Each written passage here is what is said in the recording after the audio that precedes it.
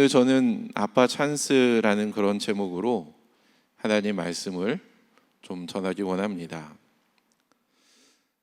요즘 ENA에서 방영되고 있는 이상한 변호사 우영우가 화제입니다. 제가 참 좋아하는 착한 드라마인데요. 제 6화에 보시면 봄날의 쌀 차수연과 우영우 변호사가 한 팀이 되어서 한 사건을 맡게 됩니다. 상대편 검사는 사건을 맡은 판사가 풍산 유 씨라는 것을 알고 자신은 안동 김 씨인데 풍산은 안동에 속해 있으므로 판사님과 자신은 같은 지역 출신이다라는 것을 강조합니다. 지역 감정을 이용하는 것이죠. 그래서 같은 지역 사람을 만나 흐뭇해진 판사는 차수연 변호사에게 변호사님의 본가는 어디신가요? 라고 묻습니다. 그러자 봄날의 햇살 차수연 변호사는 자신은 원주 최 씨라고 소개하면서 판사님과 같이 방을 쓰고 있는 우리 최보영 판사님도 원주 최 씨인데 그분은 자신의 아버지라고 소개를 합니다. 아빠 찬스를 쓴 거죠. 그때 이 재판의 분위기는 바뀌게 됩니다. 사실 저는 이 아빠 찬스를 잘 쓰지 못했습니다. 저희 아버지는 공무원이셨는데 나란 일로 늘 분주하셨기 때문에 저녁 늦게야 이제 들어오곤 했습니다. 제 또래의 남자가 그러하듯이 저는 아버지와 별다른 그런 대화를 하지 않았고 또 용돈을 받을 때에도 어머님을 통해서 받았지 아버지를 통해서 제가 용돈을 받은 기억은 거의 없습니다. 저희 아버지는 저를 보시면 아시겠지만 온유한 성품의 분이셨고 또 가정 형편도 그렇게 저희가 어려운 편은 아니어서 제가 아버지에게 무엇을 요구하는지 간에 저희 아버지는 들어줄만 하실 텐데 저는 아빠 찬스를 거의 사용을 하지 않았습니다. 여러분은 어떠하신가요? 풍성한 삶의 기초라는 책에 보면 이런 이야기가 등장합니다. 어떤 아주 가난한 살던 노파가 죽게 됩니다.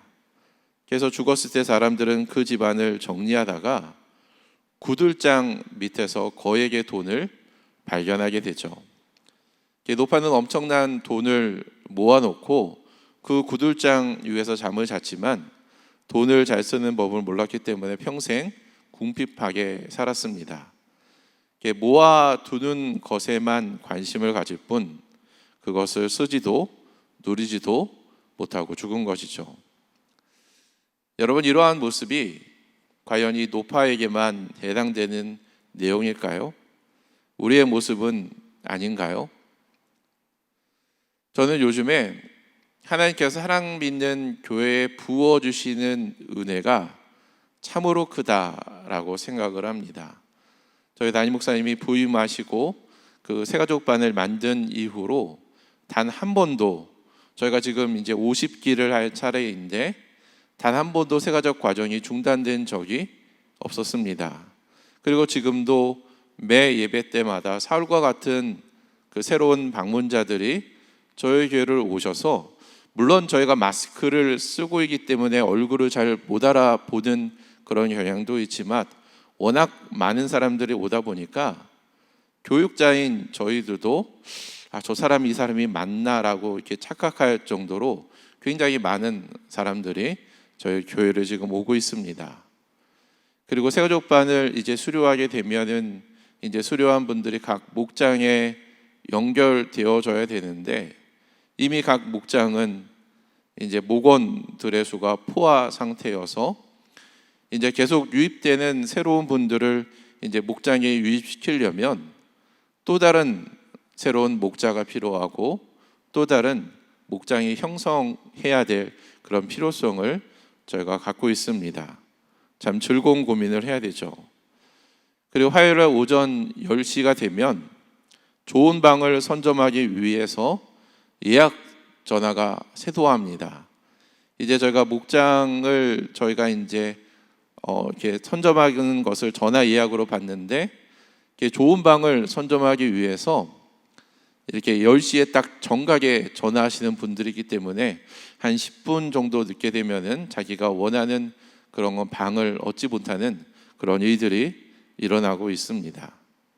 이제 공간이 부족해서 교회를 건축했는데 이제 조금씩 또 다시 공간이 부족해지기 시작한 것입니다. 내 힘으로 역부족일 때, 내 힘으로 할 수 있는 것들이 별로 없을 때 우리는 어떻게 해야 될까요? 그것은 아빠 찬스를 사용하면 됩니다. 하나님 아버지께 우리의 형편을, 우리의 어려움을, 우리의 아픔을, 우리의 문제를 이야기하는 것이죠. 오늘 저는 이러한 주제로 기도에 대한 이야기를 잠시 좀 나누도록 하겠습니다. 어떻게 아빠 찬스를 사용해야 될까요? 첫 번째는 그리스도 안에서 구해야 된다라는 것입니다. 우리 누가복음 15장 7절 말씀 같이 한 목소리 읽겠습니다. 시작. 너희가 내 안에 머물러 있고 내 말이 너희 안에 머물러 있으면 너희가 무엇을 구하든지 다 그대로 이루어질 것이다. 우리는 이 본문을 묵상할 때에 뒤에 있는 부분, 너희가 무엇을 구하든지 다 그대로 이루어질 것이다 라는 이 본문의 내용을 좋아합니다. 그래서 우리가 뭔가를 기도했는데 잘 안 되거나 응답이 더디거나 다른 방식으로 응답이 오면은 우리가 하나님을 원망하거나 또는 불평하는 그런 근거가 이 구절로 우리가 이야기를 하죠. 여러분, 그러나 우리가 구하는 모든 것이 다 그대로 이루어지면 과연 그것이 우리에게 유익할까요? 과연 그것이 우리에게 참으로 좋을까요? 저는 젊었을 때에 복권에 당첨되기를 기도한 적이 있었습니다. 복권에 당첨되면 너무 좋겠다. 혹시 여러분은 그런 생각을 하지 않으셨나요? 저는 아주 구체적으로 저에게 만약에 1등이 당첨이 되면 저에게 어떤 일들이 일어날까를 아주 구체적으로 제가 상상을 한 적이 있었습니다. 아마 여기저기서 돈을 달라고 요구하는 사람들이 많을 겁니다.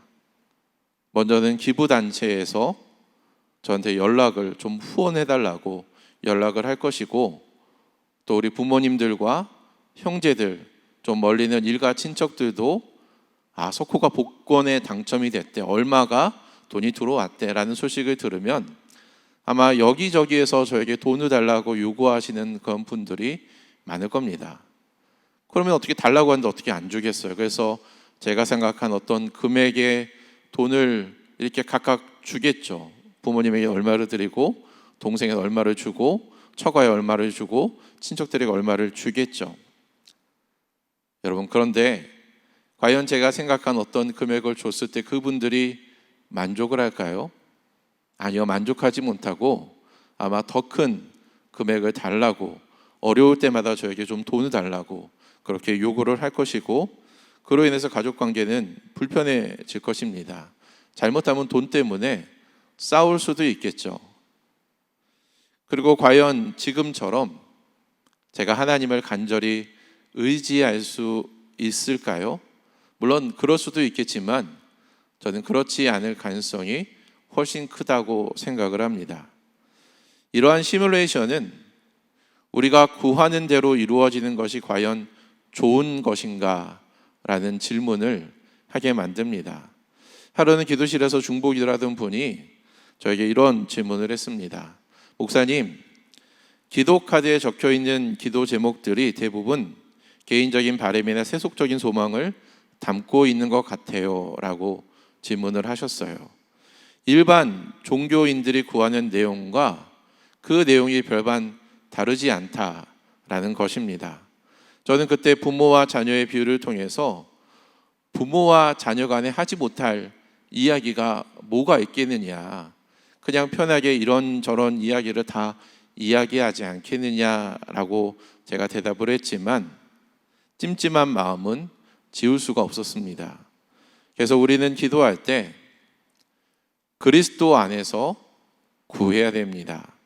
그리스도 안에 머물면서 그리스도의 말씀대로 기도해야 된다라는 것입니다. 주일 예배나 오늘처럼 수요 오아시스 예배 때 선포된 하나님의 원리가, 성경의 원리가 내 삶 속에 적용될 수 있도록 여러분 기도하십시오. 만약 말씀이 기억이 나지 않는다면 저는 설교를 다시 한번 들어볼 것을 권해드리고, 또는 홍인혁 목자가 매주마다 이렇게 요약해 놓은 것들을 보면서 묵상하면서 기도드리는 것을 추천드립니다. 그리고 개인적으로 성경을 소리내어 읽으면서 말씀의 원리가 내 삶의 지표가 될 수 있도록, 내 삶의 나침판이 될 수 있도록 기도하십시오. 그리고 어떤 선택을 해야 될 때 예수님이라면 어떻게 하셨을까라는 질문을 하고 성경에서 그 답을 찾기를 바랍니다. 그리고 우리가 교회 사명을 더 잘 감당하고 이 땅에 하나님의 나라가 임할 수 있도록 기도해 주십시오. 그리고 자녀를 위해서 우리가 기도할 때에도 자녀의 출세나 자녀의 성공을 위해서만 기도하는 것이 아니라 자녀들이 예수님을 닮은 사람으로 성장할 수 있도록 여러분 기도하시기 바랍니다. 그러면 우리의 기도가 응답이 되어지고 우리가 주님의 제자가 되어서 하나님께서 우리의 기도를 통해서 영광을 받게 될 것입니다. 두 번째로 아빠 찬스를 사용하는 법은 성령의 인도하심에 따라 기도해야 된다라는 것입니다. 로마서 8장 26절과 27절 말씀 우리 같이 한번 읽겠습니다. 시작. 이와 같이 성령께서도 우리의 약함을 도와주십니다. 우리는 어떻게 기도해야 할지도 알지 못하지만 성령께서 친히 이루다 말할 수 없는 탄식으로 우리를 대신하여 간구하여 주십니다. 사람의 마음을 꿰뚫어 보시는 하나님께서는 성령의 생각이 어떠하신지를 아십니다. 성령께서 하나님의 뜻에 따라 성도를 대신하여 간구하시기 때문입니다. 여러분, 사도행전 16장에 보시면 바울은 유럽보다는 아시아에 가서 복음을 전하기를 원했습니다. 그런데 성경을 읽어보면 성령이 이를 허락하지 않으셨고 예수의 영이 그것을 막았다라고 기록이 되어 있습니다. 그래서 그들은 무시아를 지나서 드로아에 이르게 되는데 그날 밤에 바울은 마게도냐 사람 하나가 마게도냐로 와서 우리를 도와주십시오 라고 말하는 환상을 보게 됩니다. 성령께서 바울을 유럽으로, 아시아가 아니라 유럽으로 보내려고 마게도냐 사람의 환상을 보여주신 것입니다. 그래서 그들은 성령의 인도하심에 이렇게 순종하여서 아시아가 아닌 유럽으로 그 진로를 변경하게 되죠. 어떻게 보면 원래 계획대로라면 아시아에 머물러서 복음을 전할 수밖에 없었는데 성령의 인도하심으로 인하여서 아시아를 넘어서 유럽까지 이 복음의 출구가 더 확장되게 되었다라는 것입니다. 여러분, 바울에게 나타난 마게도냐 사람은 누구였을까요? 성경은 특별히 누가는 이 부분에서 언급하지 않습니다. 그런데 흥미로운 것은 마게도냐를 따라서 다녔던 누가가 마게도냐 출신이었다라는 것입니다. 아마도 누가는 바울의 전도하는 모습을 보면서 그가 자신의 고향 땅 마게도냐에서도 복음을 전하기를 성령께 기도했을 것이고 아마 바울에게도 자기 고향에 와서 복음을 전해달라고 그렇게 부탁했는지도 모르겠습니다. 그럴 가능성이 있다라는 얘기예요. 여러분, 우리가 조용한 가운데 묵상하면 성령께서 갑자기 생각나게 하시는 것들이 있습니다. 저 같은 경우는 이제 하루를 마감하면서 침대에 누워서 이렇게 기도하고 하루를 돌아보는 것들을 저는 좋아하는 편인데 그때 갑자기 어떤 생각들, 어떤 누군가가 생각나는 그런 경우가 있습니다. 그런데 그것을 적어놓지 않고 내일 아침에 생각나겠지 하고 그냥 지나가면은 다음 날이면 그냥 잊어버리는 경우가 많기 때문에 그런 생각이 나면 벌떡 일어나서 컴퓨터를 켜거나 제 핸드폰 메모지에 그때 성령께서 주시는 그런 생각들이나 어떤 아이디어들을 적어 놓게 됩니다. 그러면 설교의 큰 그림이 완성되기도 하는데, 그렇게 해서 만들어진 설교가 이번 주일에 하는 설교이기도 합니다. 저는 이 원리가 설교뿐만이 아니라 중보 기도에도 적용이 된다라고 생각을 합니다. 풍성한 교회에서 제작한 중보기도 학교라는 책에 보면 이런 이야기가 등장합니다. 모교의 목자인 정집사가 목장 모임을 인도하기 위해서 집을 나섰는데, 그때 성령께서 갑자기 그 정집사의 마음을 강하게 만지셔서 즉시 기도하라라는 감동을 주게 됩니다. 그 성령께서 너무 다급하게 정집사의 마음을 이렇게 어루만지셔서, 그래서 그 정집사님은 가던 길을 멈추고 기도를 했습니다. 기도한 지 한 1시간쯤 지났을까요? 마음에 평안이 밀려오자 비로소 기도를 멈추고 예정대로 목장 모임을 인도하고 집으로 돌아가게 되었습니다. 그런데 조금 뒤에 남편이 하얗게 질린 얼굴로 집으로 돌아왔습니다. 아내가 자초지경을 물으니 남편은 버스 기사였는데 그날 아침 삼복도로 경사길에서 브레이크가 고장나는 엄청난 사고를 경험했다라는 겁니다. 그래서 버스가 정신없이 달려 도로를 벗어나 벼랑 끝으로 다다라 이제 모두 죽겠구나 라는 생각을 하고 있는데, 갑자기 어떤 힘이 버스를 멈추는 것을 느꼈다라는 것입니다. 버스는 기적적으로 멈췄고 다행히 대형 사고는 면할 수가 있었습니다. 그 이야기를 듣고 이상하게 여긴 정집사는 그 시간에 물으니 바로 성령께서 다급하게 기도하라라고 감동을 주었던 바로 그때였습니다. 정집사님의 간절한 중보 기도가 남편과 버스 한 승객의 생명을 구한 것입니다.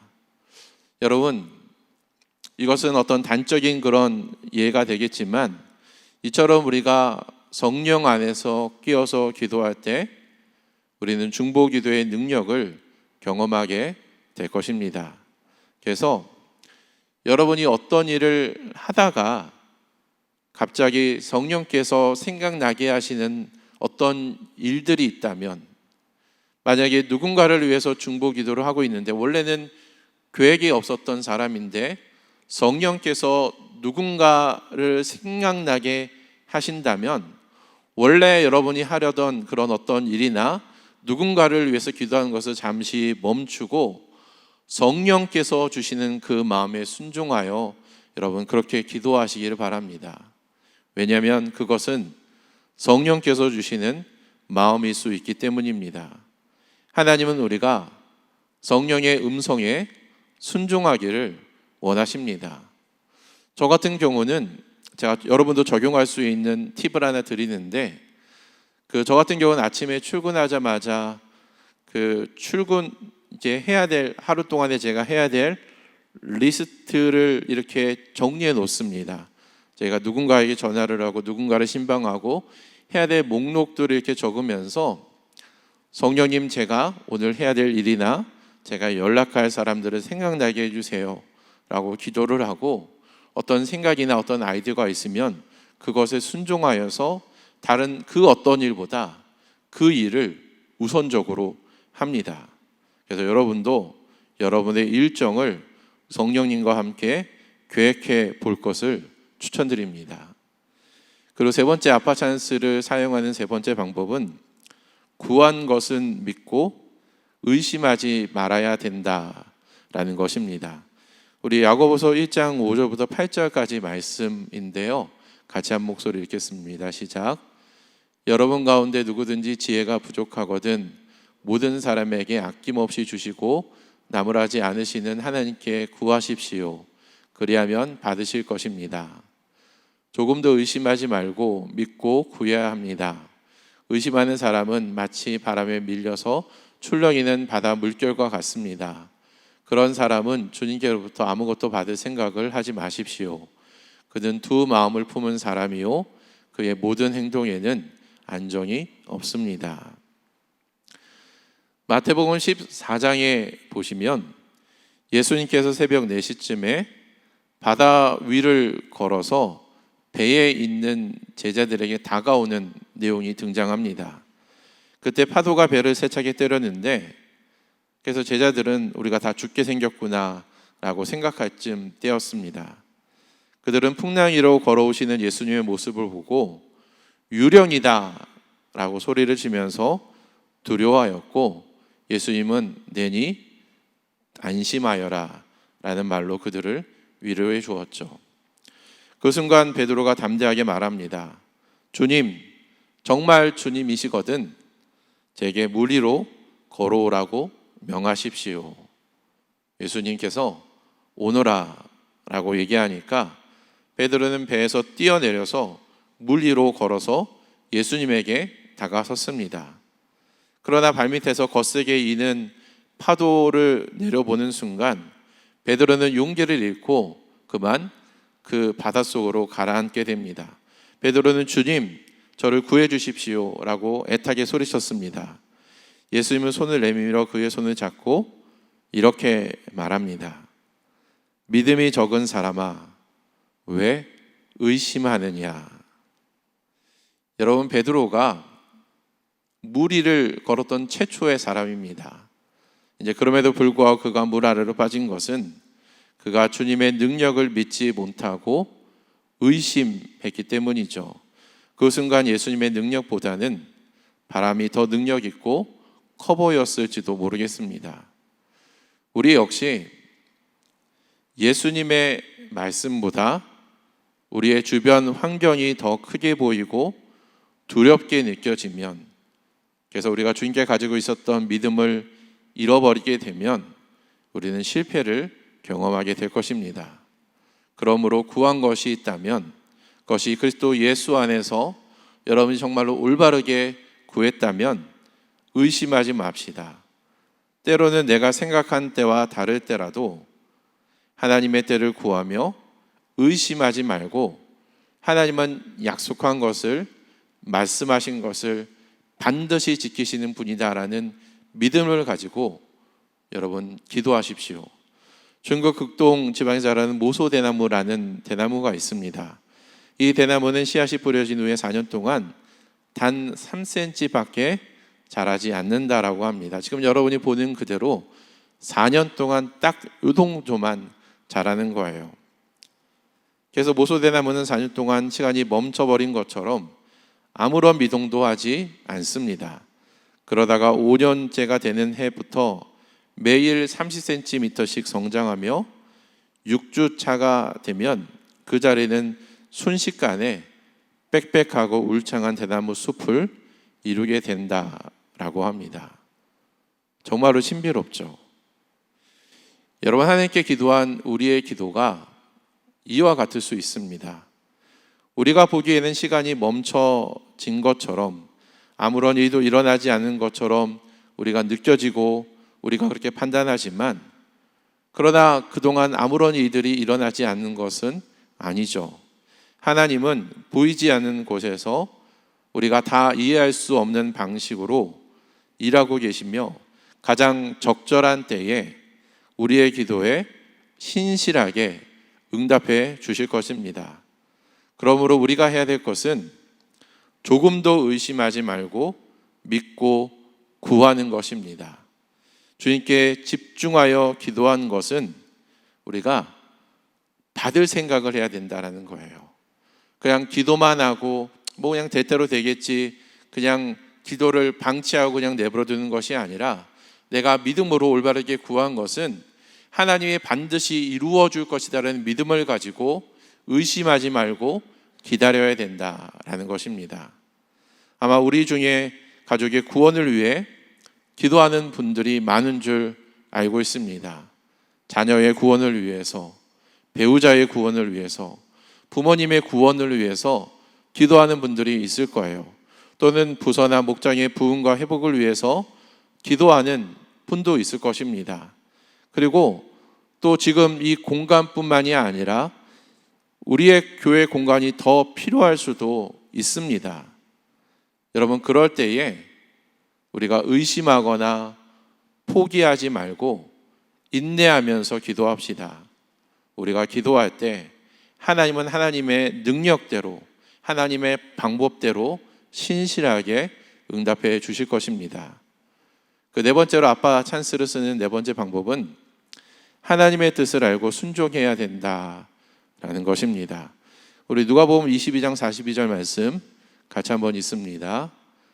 아버지, 만일 아버지의 뜻이면 내게서 이 잔을 거두어 주십시오. 그러나 내 뜻대로 되지 하지 마시고 아버지의 뜻대로 되게 하여 주십시오. 누가는 이 부분을 매우 간단하게 이렇게 소개를 합니다만, 그러나 마태는 이 장면을 보다 사실적으로 표현을 했습니다. 마태복음에 보면 그때 예수님은 제자들에게 내 마음이 괴로워서 죽을 지경이다 라는 그런 표현을 했고, 이와 같은 기도를 같은 말씀으로 3번이나 반복해서 기도하셨다라고 합니다. 하나님께 예수님은 자신의 의견을 3번이나 간절히 구하였으나 결국에는 하나님 아버지의 뜻에 순종한 것입니다. 그 사람들은 흔히 기도를 하나님과의 대화라고 말을 합니다. 그것이 우리가 자주 쓰는 어떤 기도의 정의 중 하나라고 볼 수가 있죠.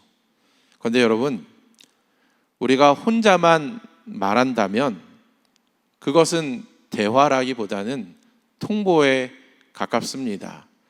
우리가 하나님께 뭔가를 얘기하고 우리가 아무런 응답을 기대하지 않는다면 그것은 비인격적인 기도라고 할 수 있겠죠. 그래서 우리는 하나님께 일방적으로 통보하는 식의 기도를 멈추고 반응하는, 하나님은 살아계시고 하나님은 응답하시는 분이시니 우리가 기도했다면 그 기도에 반응하는 법을 우리는 배워야 됩니다. 여러분, 하나님께 질문했다면 하나님의 대답을 기다릴 수 있어야 되고, 내가 생각한 방향대로 일이 진행되지 않는다 할지라도 그것이 하나님의 뜻이라면 내 계획과 내 방법을 철회하고 하나님 뜻에 순종하는 법을 배워야 됩니다. 이것이 하나님이 기뻐하시는 기도의 모습이며 기도의 피날레가 될 것입니다. 그래서 예수 향남교회 정갑식 목사님은 우리가 예수님을 주인으로 인정하고 그분의 뜻에 절대적으로 복종하기를 원한다면 우리는 그 어떤 것도 예측할 수가 없는데, 그런 측면에서 예측할 수 없는 교회가 되었으면 좋겠다라는 그런 말을 했습니다. 여러분, 그런 의미라면 저희 사랑 믿는 교회도 예측할 수 없는, 우리의 앞날을 예측할 수 없는 그런 교회가 되면 좋겠습니다. 어떤 인간의 계획으로 우리가 스케줄대로 우리의 계획대로 움직이는 그런 교회가 아니라 하나님의 뜻에 따라 성령의 인도하심에 따라 움직이는 그런 의미에서 예측할 수 없는 교회가 되면 좋겠습니다. 우리는 무엇이든지 간에 하나님의 뜻에 따라 순종하겠다라는 기도를 우리는 할 수 있어야 됩니다. 하나님, 내 뜻이 아니더라도 주께서 말씀하시면 내가 그것을 원치 않는다 해도 주님이 그것을 원한다면 주님, 제가 순종하겠습니다. 그런 기도하는 저와 여러분 되기를 주님의 이름으로 축복합니다. 오늘 저희는 아빠 찬스라는 제목으로 어떻게 하나님께 도움을 구해야 되는지 함께 살펴보았습니다. 지난 우리 수요 예배 때 우리 김인태 선교사님이 언급한 내용처럼 이 시대의 사람들은 혼술, 혼밥, 혼행 등 어떤 일을 혼자서 하려고 하는 특징들이 있습니다. 혼자서 해결하는 것을 능력 있는 사람이다라고 생각하고 다른 그 어떤 존재의 도움을 의탁하지 않는다라는 것이죠. 여러분, 그러나 우리는 고아가 아닙니다. 고아처럼 혼자서 어떤 문제나 어떤 일들을 해결하고 하지 말고 하나님 아버지께 도움을 구하십시오. 그리스도 예수 안에서 구하고 성령의 인도하심에 따라 기도하십시오. 그리고 구한 것은 믿고 의심하지 말며 하나님의 뜻에 온전히 순종해야 됩니다. 특별히 우리가 앞으로 하나님께서 우리에게 맡겨주신 이 사랑 믿는 교회와 우리의 가정과 우리의 VIP들을 우리가 만나고 그들과 관계를 맺을 때에 내 힘과 내 능력과 내 지혜로 우리가 그것들을 하려고 하지 말고 하나님 아버지를 여러분 철저하게 의지하기 바랍니다. 우리에게는 분명한 한계가 있어요. 우리가 우리의 힘만, 우리의 경험만 의지한다면 우리가 할 수 있는 일들은 그렇게 많지 않을 것입니다. 그래서 지금 우리에게 필요한 것은 우리가 아빠 찬스를 사용하는 겁니다. 내 힘이 아니라 전능하신 하나님께 의견을 구하고 하나님과 동행하는 것이 지금 우리에게는 필요합니다. 그럴 때 하나님께서 영광 받으시고 이곳에 우리가 그토록 바라는 하나님의 나라가 임할 것입니다. 함께 이 시간 찬양하도록 하겠습니다.